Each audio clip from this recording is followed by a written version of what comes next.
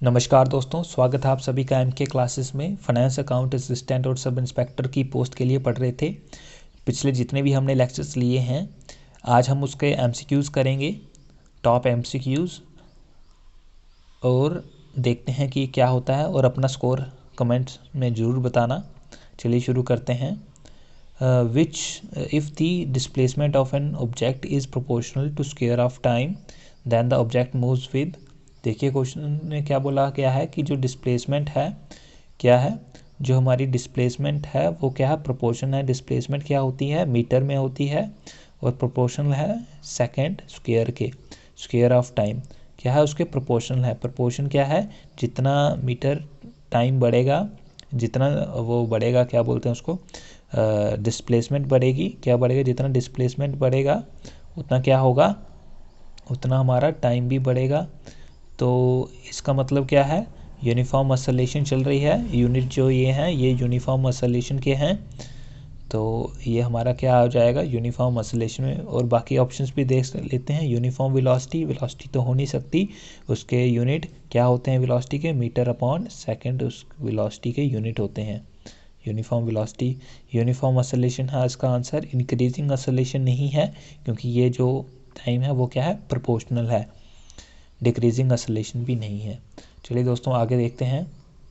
अगला सवाल है कि from the given velocity time graph it can be inferred that the object is. यहाँ पे क्या बताया गया है, वेलोसिटी टाइम ग्राफ दिया हुआ है। देखिए यहाँ पे इस वेलोसिटी टाइम ग्राफ में क्या है, जो हमारी वेलोसिटी है वो क्या रह रही है, हमारी वेलोसिटी कांस्टेंट है ना, अपने टाइम के साथ कांस्टेंट चल रही है। टाइम चाहे 1 आवर हो, चाहे 2 आवर हो, चाहे 3 आवर हो, लेकिन जो हमारी वेलोसिटी है, अगर ये मान लीजिए अगर ये 40 मीटर पर सेकंड की वेलोसिटी थी तो वो सेम रह रही है, कांस्टेंट रह रही है। तो इसमें ऑप्शन के साथ देखते हैं कि ऑप्शन क्या कहते हैं। ऑप्शन कह रहे हैं कि ऑब्जेक्ट क्या है, रेस्ट में होगा, या यूनिफॉर्म मोशन में होगा, या मूविंग यूनिफॉर्म असलेशन में होगा, और नॉन यूनिफॉर्म मोशन में होगा। तो यहाँ पे यूनिफॉर्म मोशन हमारा आ जाएगा आंसर, ठीक है। असलेशन में तब होता अगर उसके वेलोसिटी बढ़ रही होती टाइम के साथ, ठीक है। चलिए दोस्तों आगे देखते हैं। अगला सवाल है कि एक बॉय इंजॉय कर रहा है राइड को 10 मीटर पर सेकंड की कांस्टेंट स्पीड से, ठीक है। मैरी गो ग्राउंड राउंड लगा रहा है, तो उसमें क्या होगा, ये कौन सा मोशन हो जाएगा, असलेटेड मोशन हो जाएगा इसका आंसर। रेस्ट में भी नहीं होगा, नो असलेशन में भी नहीं होगा, मूविंग विद यूनिफॉर्म वेलोसिटी भी नहीं होगा। आंसर होगा इसका इन असलेटेड मोशन। चलिए दोस्तों आगे का देखते हैं। आगे क्वेश्चन में पूछा गया है कि अगर a particle is moving in a circular path of radius r, अगर एक पार्टिकल सर्कुलर रेडियस में घूम रहा है तो आपको क्या बताना है, अगर ऐसे गोल घूम रहा है तो आपको बताना है कि उसकी डिस्प्लेसमेंट क्या होगी। हाँ, उसकी डिस्प्लेसमेंट क्या होगी after half of circle round, जब वो अपना सर्कल का हाफ राउंड ऐसे लगा देगा, है ना, तो उसकी डिस्प्लेसमेंट क्या होगी। तो मैंने दोस्तों आपको बताया था डिस्प्लेसमेंट क्या होती है, शॉर्टेस्ट डिस्टेंस होती है। तो जो उसकी शॉर्टेस्ट डिस्टेंस क्या हो जाएगा, यहाँ पे भी आर होगा, यहाँ पे भी आर होगा, आर प्लस आर क्या हो जाएगा हमारा, 2r इज़ दी आंसर हो जाएगा, ठीक है, जो कि यहाँ पे हमने लिखा हुआ है, ठीक है दोस्तों। चलिए आगे देखते हैं। अगला सवाल है, अभी यहाँ पे ऑप्शंस बहुत छोटे छोटे हो गए हैं क्योंकि स्पेस नहीं थी। क्वेश्चन है which of the following can sometimes be zero for a moving body. Moving body में कभी कभी क्या चीज़ जीरो हो सकती है। तो ऑप्शंस क्या हैं, देखिए एक ऑप्शन है कि एवरेज वेलोसिटी, एवरेज वेलोसिटी वो हो सकती है, या डिस्टेंस ट्रैवल्ड ज़ीरो हो सकता है, ज़ीरो एवरेज स्पीड का ज़ीरो हो सकती है, या डिस्प्लेसमेंट ज़ीरो हो सकती है। तो आपको ऑप्शन है या तो सिर्फ एक वेलोसिटी ज़ीरो हो जाए, ऑप्शन बी या तो वेलोसिटी और डिस्टेंस ट्रैवल। देखिए वेलोसिटी तो ज़ीरो हो सकती है लेकिन डिस्टेंस ट्रैवल ज़ीरो नहीं हो सकता, तो ये तो गलत हो गया, ये ऑप्शन दोनों गलत हो गए। ऑप्शन फर्स्ट है कि एवरेज वेलोसिटी, या फिर आई वी क्या डिस्प्लेसमेंट, हाँ ये दोनों ज़ीरो हो सकती है। तो option C is our correct answer. क्या आ जाएगा हमारा कि हमारी जो वेलोसिटी होती है, एवरेज वेलोसिटी होती है, और साथ में जो हमारे क्या होता है एवरेज वेलोसिटी और जो डिस्प्लेसमेंट होती है, अगर कोई ऑब्जेक्ट मूव भी कर रहा है ना, तो वो फिर भी जीरो हो सकती है। अगर आपको दोस्तों ये चीज़ें थोड़ी कंफ्यूजिंग लग रही हैं तो आप पिछली वीडियोस को देख सकते हो, सारे लेक्चर्स में बहुत ही अच्छे से एक्सप्लेन करके बताया गया है। चलिए आगे देखते हैं।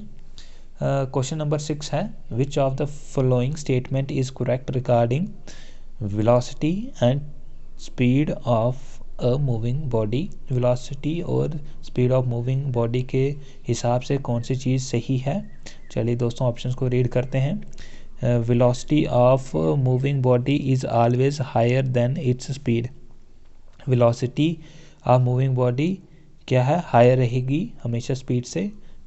अच्छा, तो क्या वेलोसिटी हमेशा हायर रहती है? नहीं, ऐसा नहीं होता है। क्यों नहीं होता ऐसा? क्योंकि वेलोसिटी के साथ डिस्प्लेसमेंट जुड़ी होती है, और जो ये डिस्प्लेसमेंट है कम ज़्यादा हो सकती है, बल्कि डिस्टेंस बढ़ता जाता है, तो हायर नहीं हो सकती। Speed of moving body is always higher its velocity, नहीं, ये भी गलत है कि हमेशा डिस्टेंस ज़्यादा ही होगा डिस्प्लेसमेंट के हिसाब से। क्यों?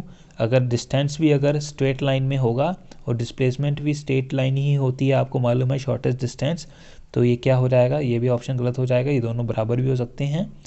तो हमारा जो सही ऑप्शन जो हमें लग रहा है, अच्छा इसके पहले सी ऑप्शन क्या रीड कर रहे हैं कि speed of moving body is its velocity of given direction. जो स्पीड ऑफ मूविंग, नहीं, स्पीड नहीं होती बल्कि वेलोसिटी ऑफ मूविंग बॉडी, जो वेलोसिटी होती है मूविंग बॉडी की, वो क्या होती है, स्पीड होती है किसी एक डायरेक्शन में। वेलोसिटी क्या होती है, एक ऑब्जेक्ट की स्पीड होती है डायरेक्शन के साथ। मैंने पहले भी जब स्पीड वाला बताया था तब इसका ऑप्शन को इसको बताया था, मैंने एक्सप्लेन किया था अच्छे से। चलिए आगे देखते हैं।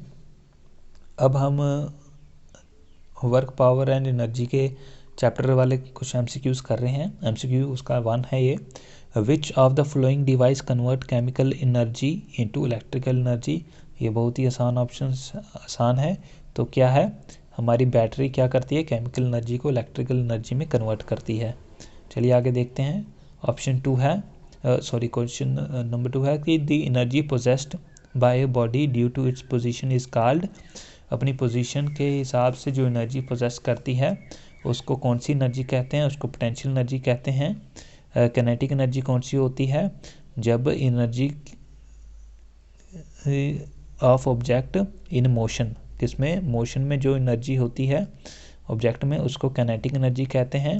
और ये पोजीशन के हिसाब से मैंने आपको कल बताया था इसके बारे में, कल ये लेक्चर लिया इसका, कि अगर एक ऑब्जेक्ट हाइट पे है तो वो जितनी हाइट पे होगा वो mgh, वो उसकी क्या होगी, पोटेंशियल एनर्जी। तो ये उसके पोजीशन के हिसाब से डिपेंड करता है ऑब्जेक्ट को, ठीक है। और मैकेनिकल एनर्जी क्या होती है, जो हमारी गाड़ियों में एनर्जी होती है, मैकेनिकल और इलेक्ट्रिकल, जो बिजली से एनर्जी आती है, ठीक है। चलिए दोस्तों आगे देखते हैं। जूल किसका यूनिट है। देखिए दोस्तों, वैसे ही क्वेश्चन दिख रहे हैं आपको जैसे मैंने आपको समझाया हुआ है, ठीक है। एग्ज़ाम में भी ऐसे ही आएंगे। आप ज़्यादा से ज़्यादा एमसीक्यूज़ को प्रैक्टिस कीजिए, हम भी कोशिश करेंगे आपको देने के लिए, तो लेक्चर भी साथ साथ में चलते रह रहे हैं। Joule is a unit of, joule किसका यूनिट है, joule is a unit of work, है ना, वर्क का यूनिट है। अच्छा, वर्क, और वर्क क्या होता है, फोर्स विद डिस्प्लेसमेंट। जब आप किसी चीज़ को फोर्स लगाओ और डिस्प्लेसमेंट हो तो वो उसको वर्क कहते हैं।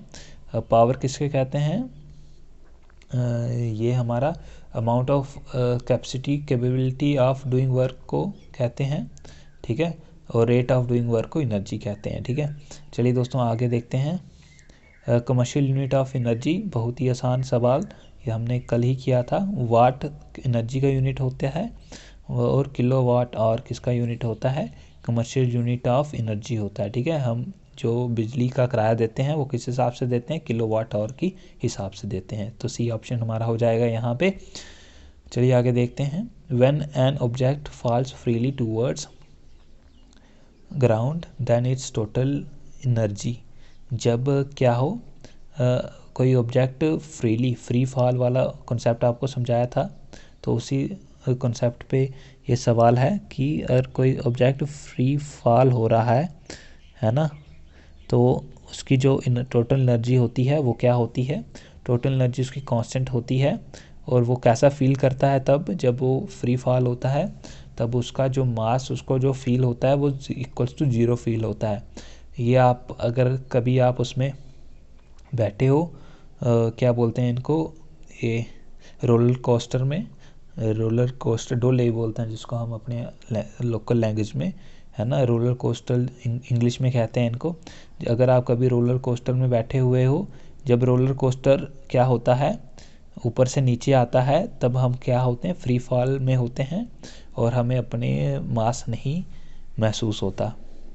ठीक है दोस्तों, आगे देखते हैं। In 1 minute how much energy does 100 watt electric bulb transfer. एक मिनट में कितनी वाट एनर्जी वो यूज़ करेगा। 100 वाट का बल्ब कितनी एनर्जी यूज़ करता है। देखिए, एक मिनट में कितने होते हैं, एक मिनट में होते हैं हमारे 60 सेकंड। ठीक है, तो इसको 60 को करेंगे जब हम मल्टीप्लाई किसके साथ, 100 वाट के साथ, तो हमें 100 वाट के साथ, तो हमें पता 60,000 जूल आ जाएगा। अब यहाँ पे जूल क्यों आया, क्योंकि जूल जो है किसका यूनिट है, हमारा एनर्जी का यूनिट है ना, वर्क का भी है एनर्जी का भी है। चलिए दोस्तों आगे देखते हैं। What happens to the body. अच्छा, ये ऑप्शन 6 ठीक है। What happens to the body on which work is done. क्या होता है बॉडी को जो जब वो काम करती है। देखिए, जब भी कोई बॉडी काम करती है, वो एनर्जी गेन करती है, लूज़ नहीं करती। क्यों लूज़ नहीं करती, क्योंकि उसमें क्या आ जाती है, वर्क, और उसके साथ वर्क जो हम करते हैं, एनर्जी क्या होती है, work done in a time, है ना, तो इट गेन्स एनर्जी, तो वो एनर्जी गेन करती है, लूज़ नहीं करती।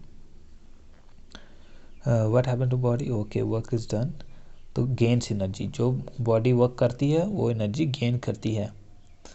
अच्छा, a radio set of 60 watt runs for 50 hours. अगर 60 वाट का रेडियो 50 आवर तक चलता रहा, तो कितनी unit of electrical energy use करेगा वो। देखिए दोस्तों, 60 वाट है ना, 60 वाट कंज्यूम कितनी किलोवाट पर आवर में नापते हैं। तो अगर वो कितने घंटे चला, अगर 50 घंटे चला होगा 50, तो क्या हो जाएगा हमारा। देखिए, हम क्या करेंगे, अपने 60 वाट को और 50 आवर को क्या करेंगे, मल्टीप्लाई कर देंगे। ठीक है, और 60 पहले तो जो 50 आवर्स हैं, है ना, 50 आवर्स इंटू 50 किया हमने, तो कितना हो गया ये हमारा 3000 वाट हो गया। ठीक है, वाट आवर हो गया। ठीक है, एक आवर में मतलब कि 50 आवर्स में इतना किया। जब ये 3000 को हम कन्वर्ट करते हैं, ये जो फर्स्ट लेक्चर लिया था कि जो 1000 वो किस में कन्वर्ट हो जाता है, किलो में कन्वर्ट हो जाएगा, तो 3 किलो वाट पर आवर, तो बी ऑप्शन हमारा आ जाएगा। ठीक है दोस्तों, ये क्वेश्चंस इजी क्वेश्चंस हैं, ठीक है, मुश्किल क्वेश्चन नहीं है, क्लास 9th के क्वेश्चन है ये, एनसीईआरटी बेस्ड, तो ऐसे क्वेश्चन पूछे जाने के चांसेस होते हैं। What is the smallest unit of power. Smallest unit क्या है पावर का, तो सबसे छोटा यूनिट जो पावर का है वो है वाट। ठीक है दोस्तों, आगे देखते हैं। On an object the work done does not depend on. देखिए, वर्क डन किसके ऊपर पहले डिपेंड कर, डिस्प्लेसमेंट के ऊपर डिपेंड करता है। हाँ जी, करता है। Angle between force and displacement depend करता है। हाँ जी, करता है। मैंने बताया था ना, अगर कोई ऑब्जेक्ट हम फोर्स इस तरफ लगा रहे हैं, है ना, अगर उल्टा की तरफ अगर उसकी डिस्प्लेसमेंट होगी तो हमारा नेगेटिव वर्क हो जाता है। तो हाँ, डायरेक्शन एंगल है ना, एंगल उल्टा हो गया, तो यहाँ पे एंगल 180 डिग्री उल्टा हो गया, तो इसमें क्या हो गया, नेगेटिव वर्क हो गया इसके मतलब। तो ये भी नहीं है, ये भी ऑप्शन, मतलब कि ऐसे तो ये डिपेंड करता है, लेकिन नॉट डिपेंड की बात चल रही है, तो ये ऑप्शन में ये आंसर नहीं होगा। फोर्स अप्लाइड इसके ऊपर डिपेंड करता है, तो हमारा आंसर आ गया initial velocity of an object. Object की इनिशियल वेलोसिटी क्या थी, इसके ऊपर डिपेंड नहीं करता है। ठीक है दोस्तों, चलिए आगे देखते हैं। A goalkeeper is in a game of football pulls. अभी जो ये मोमेंटम और हमारे लॉ ऑफ मोशन के कुछ सवाल हैं, ठीक है, क्वेश्चन नंबर 1 है। इसलिए मैंने सभी क्वेश्चंस को अलग अलग करके बनाया हुआ है ताकि आपको समझने में आसानी हो। और goal keeper in a game of football pulls his hands backward from after holding the ball shoot at the goal, this enable the goal keeper to. तो इससे क्या होगा गोल कीपर का, देखिए जब फुटबॉल की गेम वो क्या करता है, अपने हाथ पीछे की तरफ, जब भी वो बॉल को ऐसे पकड़ता है तो अपने हाथों को क्या करता है, पीछे की तरफ लेता है ना। आपने भी जब बॉल को पकड़ा होगा तो क्या करते हैं, बॉल को ऐसे ऐसे अगर इस तरफ की फोर्स आ रही है वो यहाँ से पकड़ लेगा, लेकिन वो अपने हाथों को भी पीछे लेके जाएगा। ठीक है, मैं आपको ऐसे यहाँ पे समझाता हूँ। अगर ये उसके हाथ हैं, अगर ये बॉल होगी तो वो क्या करेगा, इस बॉल को थोड़ा थोड़ा पीछे लेके जाएगा और ऐसे यहाँ तक इसको बॉल को पकड़ के रखेगा। ऐसा क्यों करते हैं, ऐसा इसलिए करते हैं क्योंकि रेट डिक्रीज़ करना होता है, rate of change of momentum. इससे जो फोर्स होती है वो डिक्रीज़ होती है और जो इम्पैक्ट पड़ता है, इम्पैक्ट क्या, लगने के चांसेस कम होते हैं और पकड़ने में क्या होती है, आसानी होती है। तो डिक्रीज़ करता है rate of change of momentum को। ठीक है, चलिए आगे देखते हैं। ये सब बहुत अच्छे से समझाया गया है। अगर आपको ये चीज़ें थोड़ी कम समझ में आ रही है, आप वीडियो देखिए पिछली, आपको बहुत अच्छे से समझ में आएगा। चलिए आगे देखते हैं। An object of mass 2 kg, अगर 2 किलो का कोई ऑब्जेक्ट है, इस स्लाइडिंग, अगर स्लाइड कर रहा है 4 मीटर पर सेकंड की स्पीड से फ्रिक्शनलेस हॉरिजॉन्टल टेबल पर, तो आपको बताना है कि force required to keep the object moving. तो कितनी फोर्स लगेगी, देखिए यहाँ पे आपको इसको निकालने की बिल्कुल भी ज़रूरत नहीं है, क्योंकि अगर कोई फ्रिक्शनलेस हॉरिजॉन्टल टेबल है तो वो ऑब्जेक्ट मूव करता ही रहेगा, है ना। उसकी जो स्लाइडिंग फ्रिक्शन होगी वो क्या होगी, 0 न्यूटन होगी। आंसर भी हमारा 0 आएगा। ओके, इसकी कोई ज़्यादा कैलकुलेशन है नहीं है। चलिए आगे देखते हैं। ये क्वेश्चन है, रॉकेट, इन अ रॉकेट क्या है, a large volume of gases produce by combustion. बहुत ज़्यादा गैसेस यूज़ करते हैं हम और उनके नोज़ल से बहुत ज़्यादा ऐसे क्या है वो निकलता है, क्या बोलते हैं उसको, फायर निकलती है और रॉकेट एकदम ट्रमेंडस स्पीड से ऊपर की तरफ जाता है। तो ये कौन से प्रिंसिपल के ऊपर काम करता है, तो मैंने आपको बताया था कंजर्वेशन ऑफ मोमेंटम, उसके ऊपर ये काम करता है। मोमेंट ऑफ इनर्शिया के ऊपर नहीं करता, है ना। Newton third law of every action equal and opposite reaction के ऊपर भी करता है, लेकिन जो उसका सही आंसर है कंजर्वेशन ऑफ मोमेंटम, जो कि कहता है क्या, कि मोमेंटम क्या रहता है, मोमेंटम कांस्टेंट रहता है। क्या रहता है, कांस्टेंट।